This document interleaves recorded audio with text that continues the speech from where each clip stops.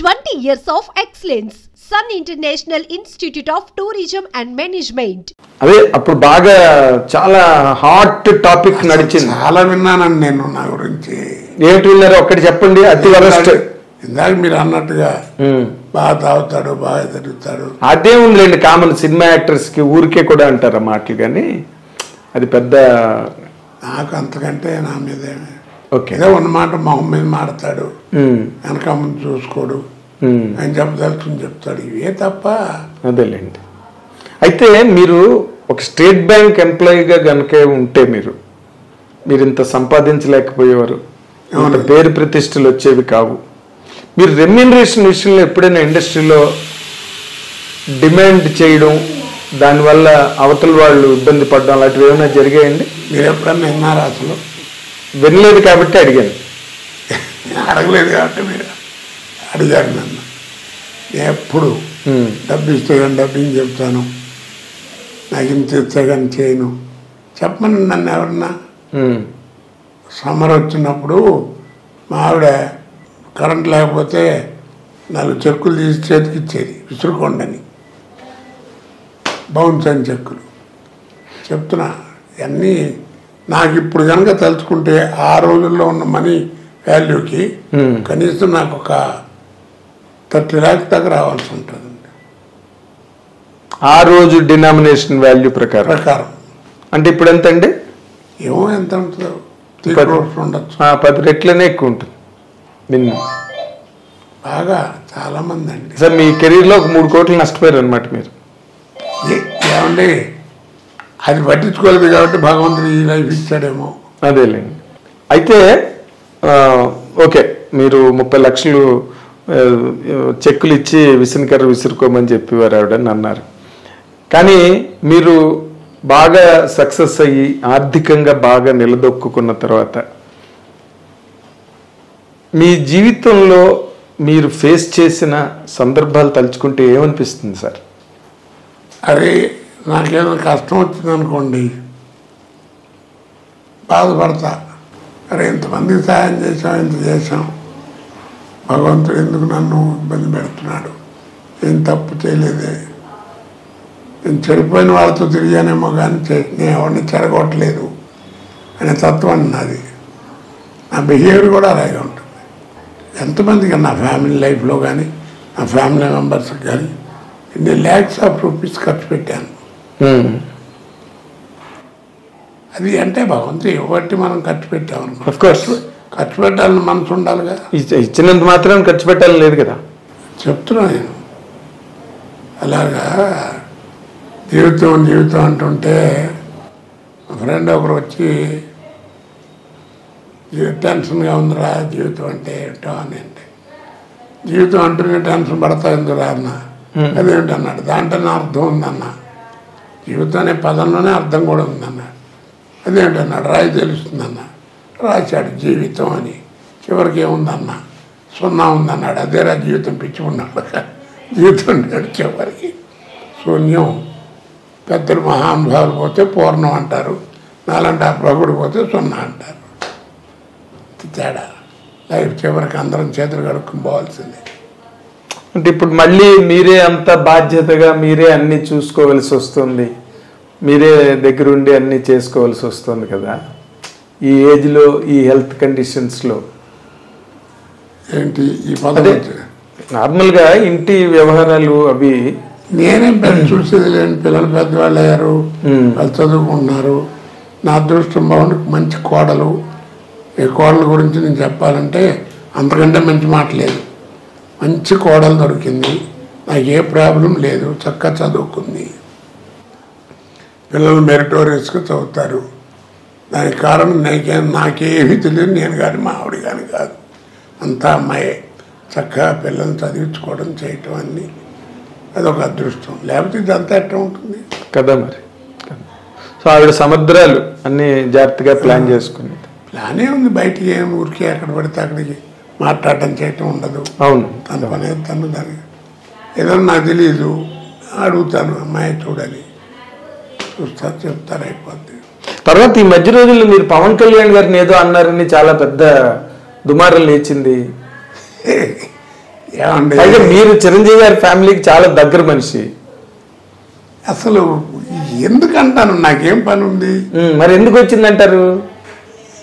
ఏదో మధ్యన అదే 100 years 100 సంవత్సరాలు రామారావు ఎన్టీ రామారావు శత జయంతి ఉత్సవాలు జరిగాయి.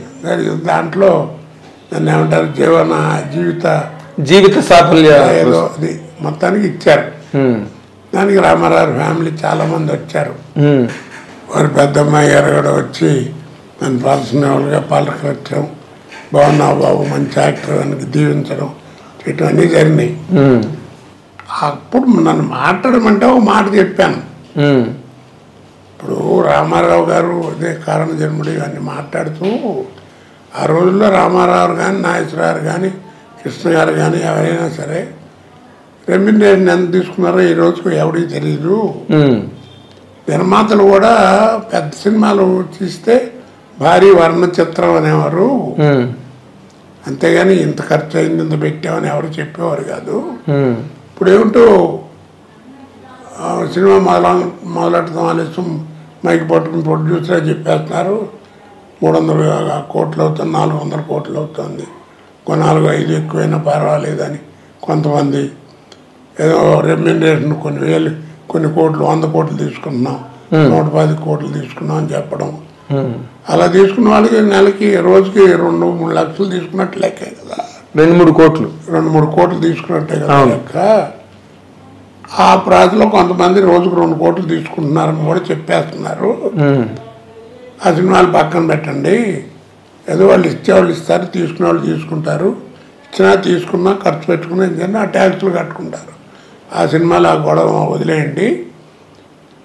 కామన్గా నేను సలహా చెప్తున్నాను అని మా అసోసియేషన్ వారందరికీ కూడా నోట్ చేసుకోండి. గవర్నమెంట్కు లెటర్ రాయండి మన తరఫు నుంచి. ఏమని? భారీ సినిమాలు వాళ్ళు ట్యాక్సులు కట్టడం ఇవన్నీ పక్కన పెట్టేయండి. చిన్నవాళ్ళు నటులు బతకడం కష్టం అవుతుంది కాబట్టి 10 కోట్ల లోపల సినిమా ఎవరన్నా తీస్తే అది కూడా ఎవరు తీయాలి, ఎవరిని మొత్తం తెలుగు నటీనటులు, తెలుగు సాంకేతిక నిపుణులు పనిచేసేవాళ్ళు. అంటే మరే భాష నటీనట్లు ఉండకుండా సాంకేతిక నిపుణులు ఉండకూడదు, మొత్తం తెలుగు వాళ్ళనే పెట్టుకుని నటీనటులు సాంకేతిక నిపుణులు పనిచేసే వాళ్ళు అందరూ తెలుగు వాళ్ళనే పెట్టుకుని తెలుగు రాష్ట్రాల్లోనే తీసిన తెలుగు సినిమాకి ఇది వర్తిస్తుందండి. 10 కోట్ల లోపల సినిమా తీసిన వాళ్ళకి ఇప్పుడు మీకు గవర్నమెంట్ ట్యాక్స్ కడతారు కదా, 25,000 కడుతున్నారు అనుకోండి, అలాంటి వాళ్ళకి ఎవరికి కూడా మీరు క్యాష్ ఇవ్వద్దు ఎవరికి. నా సలహా ఏంటంటే 25,000 కట్టే బదులు 15,000 కట్టమనండి. 10,000 వాళ్ళకి దాంట్లో రాయితీలు ఇవ్వండి. అలాగే సినిమా థియేటరు, ఇలాంటి సినిమాలు ఆడిన థియేటర్లో వాళ్ళు 25,000 కడుతున్నాను, 10,000 15,000 తీసుకోండి కట్టమనండి. అలాంటి రాయితీలు ఇవ్వండి. తర్వాత గవర్నమెంట్కి సంబంధించినటువంటి ఎన్విరాన్మెంట్స్, లొకేషన్స్ ఏవైనా సరే ఉభయ రాష్ట్రాల్లో తీస్తే వాటికి మేము ఏమి రెంట్లు ఛార్జ్ చేయం, ఫ్రీగా ఇస్తాం, బాగా సహకరిస్తాం అని చెప్పి పెట్టండి. 10 కోట్లు సినిమా తీస్తే మంచి సినిమాలు అంటే అలాంటప్పుడు కొంతమంది చతుర్ముఖ పారాయణం టైటిల్ పెట్టి 2 గంటలు ప్యాకాడి 10 కోట్ల లోపల అయిపోయిందని డబ్బులు వస్తాయండి. అలాంటి వారికి లేకుండా ఉండటం కోసం మీరే నిర్మాతల్లో ఒక నిర్మాత మంచి నిర్మాతని మీ దృష్టిలో ఉన్నవాళ్ళు, అలాగే దర్శకుల్లో, రచయితల్లో, కెమెరామెన్లో, డాన్స్ డైరెక్టర్లో, ఫైటర్స్లో అలాగా ఒక కమిటీని ఫారం చేయండి సెలెక్ట్ చేసి.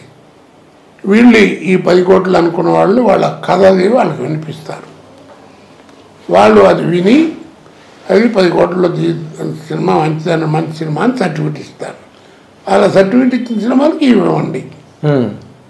దానివల్ల ఏమవుతుంది, పెద్ద సినిమాల ద్వారా వాళ్ళు పడ్డా చిన్న సినిమాలు వాళ్ళు అదే మనకి పూర్వం అదే 24 ప్రింట్లు ఆంధ్రప్రదేశ్ లో చేస్తే 18% ట్యాక్స్ ఉండేది.